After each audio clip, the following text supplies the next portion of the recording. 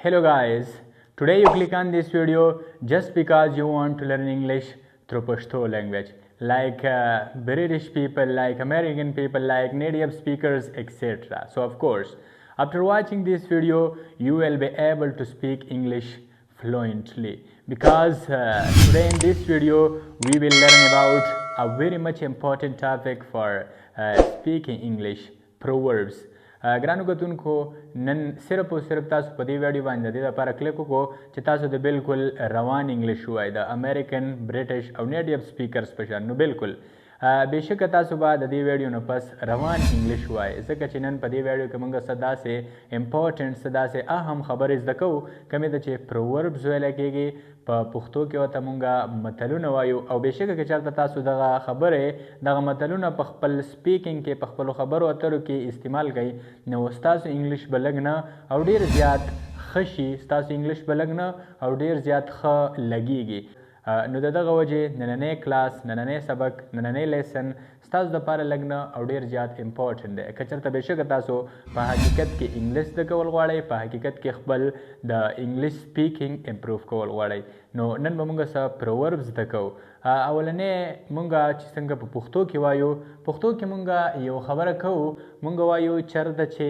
ګړزیږي هلته وریږي نه اردو کې د دې لپاره استعمالیږي جو ګرجتے ہے او برستے نہیں د دې هم دغه مطلب دی چرته چې ګړزیږي هلته وریږي نه خو په اسانو الفاظو کې د دې خبرې مطلب دا دی ګرانو کتونکو څنګه چې موږ په پښتو کې وایو موږ وایو څوک چې ډېرې کیسې کوي څوک چې د خپل ځان صفتونه کوي څوک چې ډېرې اوچتې اوچتې وایي نو هغه د ټک هم نه وي هغه بیا د کار نه وي تاسو به په سوسایټي کې په خپلو ملګرو کې په خلکو کې داسې کسان کتلی وي چې هغه په بعضې ځای کې داسې کار وکړي داسې خبره وکړي چې هغه بالکل د هغه ځای مطابق نه وي هغه بالکل د هغه ځای سره میچ کېږي نه د هغې نه بالکل شر فساد جوړېدی شي نو په دې وجه انګریزان وایي there is a time for everything there is a time for everything مطلب همدغه دی چې د هر کار دپاره د هرې خبرې دپاره ځان له وخت مقرر وي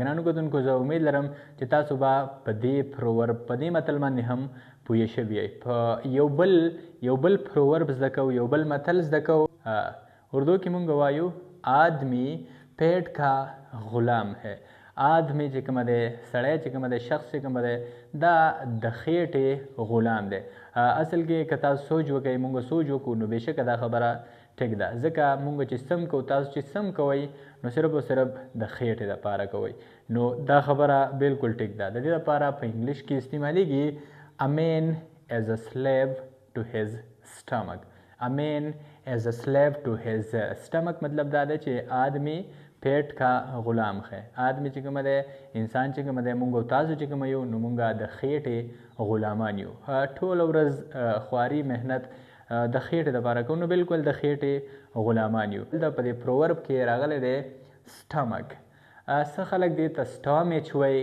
څه خلک دې ته سټومیش وایي خو د دې صحیح پروناونسیشن دی سټمک ویلی کېږي معدې ته زه امید لرم چې تاسو به په دې باندې پوه شوي یې ګرانو کتونکو اوس راځئ چې د دې سره سره څه نور پرووربز هم زده کړو کومه چې بېشکه تاسو ته ما وویل چې نن به په دې ویډیو کې نن به د دې کلاس نه ستاسو انګلیش لږ نه او ډېر زیات امپروف کېږي نو راځئ چې د دغې وجې نه څه نور پرووربز هم زده کړو پښتو کې اردو کې مونږ یو خبره کوو دوست وہی جو مصیبت میں کام آئے ښه ملګری ښه دوست هغه دی چې په مصیبت کې په مشکل کې په کار راشي نه دا چې په فالتو ټایم کې هسې بیسته تا ته رینګونه او میسجې کوي خو چې بیا ضرورت وي نو بیا پته یې هم نه لګي نو دا یو متل دی چې ښه دوست هغه دی چې د مصیبت په وخت کې د ضرورت په وخت کې په کار راشي که چېرته بېشکه تاسو دا خبره چاته په انګلیش کې کول غواړئ نو په دې سره به ستاسو انګلیش ډېر مزیدار ولګېږي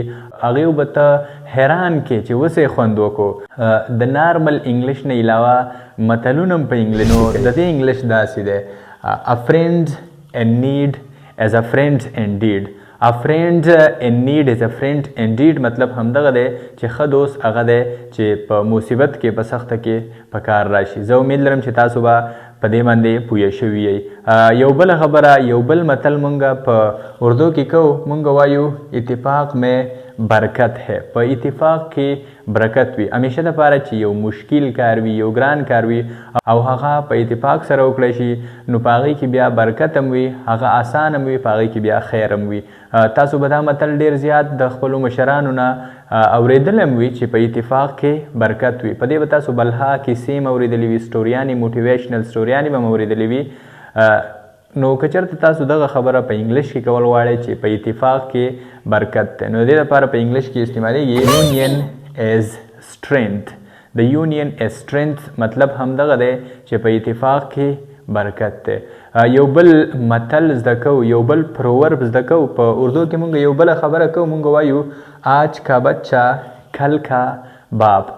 د آج کا بچہ کل کا باپ مطلب دا نه دی چې د نن بچی د سبا به پلار وي. بېشکه دغه مطلب یې هم دی، خو اصل کې د دې متل دا مطلب دی چې هر کله یو سړی یو کار کوي، هغه یو سټوډنټ دی، هغه یو هنرمند دی، په یو ځای کې هنر زده کوي، نو هغه خو نن سټوډنټ دی، هغه خو نن شاګرد دی، هغه سبا له بیا هغه استاد وي، سبا له بیا هغه هنرمند وي. نو د دې متل مطلب دا دی چې د نن، نو د دې مطلب هم دغه دی. که چېرته تاسو دا خبره چاته په انګلیش کې کول غواړئ نو د دې انګلیش څه داسې دی: child of the day is the father of tomorrow. child of the day is the father of tomorrow مطلب دا دی چې د نن بچی د سبا پلار وي. زه امید لرم چې تاسو به په دې باندې پوه شوي یئ. اکثر موږ وایو جیسے کرنی ویسے برنی. د جیسے کرنی ویسے برنی څه مطلب دی په پښتو کې؟ موږ وایو چې څه کوې هغه به ریبې. زه امید لرم چې تاسو خو به په دې پروور باندې پوه یئ په پښتو کې چې څه کوې هغه به ریبې. که چېرته تاسو پرې نه یې پوه نو راځئ چې زه هم پوه کړم.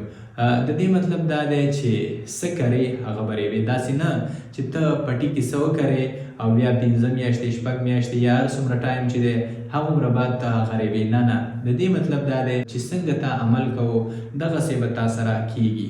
یوازې په دنیا کې نه، په آخرت کې هم. په دنیا کې که د چا سره دوکې کولې، دروغ دې ویل، ټوک پوک دې کاو، نو بس بالکل به ستا سره دغه کارونه کېږي. تا ته به دوکې، ستا سره به دوکې کېږي، تا ته به دروغ ویلی کېږي.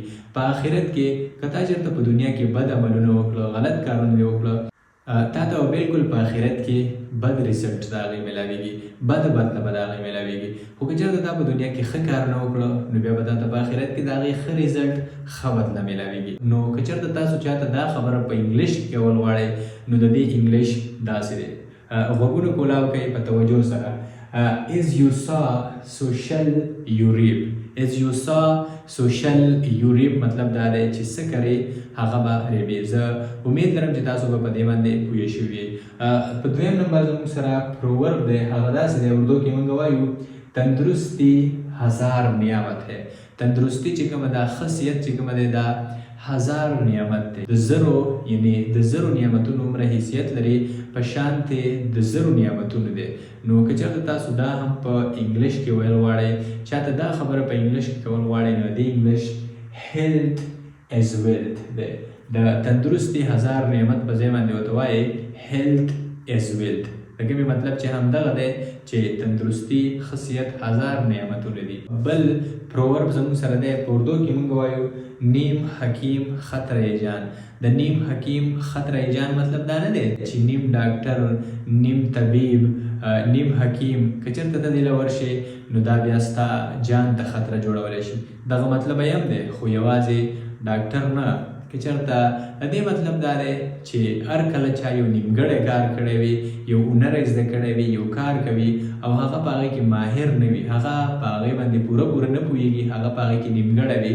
فار ایگزامپل دا یو مستري شو، ګیلکار شو، دا یو پلیر شو، دا یو ډرایور شو، دا یو بل څه هنرمند شو، خو که ده دا کار پوره نه وي زده کړی نو دا بیا بېشکه د دې کار خطره جوړېدی شي. کله که یو کار وکړي نو دغه کار به بالکل په خطره کې وي، ناخونده به وي. نو که چېرته تاسو دا خبره په انګلیش کې کول غواړئ نیم حکیم خطره جان، نو د دې لپاره په انګلیش کې استعمالیږي a little knowledge as a dangerous thing. a little knowledge as a dangerous thing څه مطلب دی؟ نیم حکیم خطره جان. دلته تاسو 3 پرووربس زده کړه. اولنی پرووربس چې کومه دی as you saw social you reap، چې څه کرې هغه به ریبې. دویم پروورب ضرب المثال چې هغه کومه دی هغه دی health as wealth. او په آخري نمبر هم زده که a little knowledge is a dangerous thing. زه امید لرم چې تاسو به په دې باندې ډېر زیات پوه شوي یې. که چېرته واقعي تاسو غواړئ چې موږ د نور هم داسې پرووربس زده کړو، خپل انګلیش نور هم امپروف کړو په داسې قسم له خبرو، په داسې قسم له څیزونو زده کولو باندې، نو بالکل تاسو په کمنټ سیکشن کې یو کمنټ کولی شئ او موږ به بیا په دې باندې پوره کار کوو. تقریبا د 500 پورې پرووربس به موږ تاسو له راوړو او تاسو ته به په دې چینل باندې اپلوډ کوو او تاسو به دې فري آف کاسټ فایده اخلئ. فري آف کاسټ به خپل انګلیش امپروف کوئ په کومه باندې چې خلک پیسې ورکوي، په پیسو ورکولو باندې هلته زده کوئ، هغې ورته کوئ. بالکل تاسو به فري آف کاسټ زده کوئ. د ویډیو کتلو ډېره مننه. تھینک یو سو مچ. تھینک یو.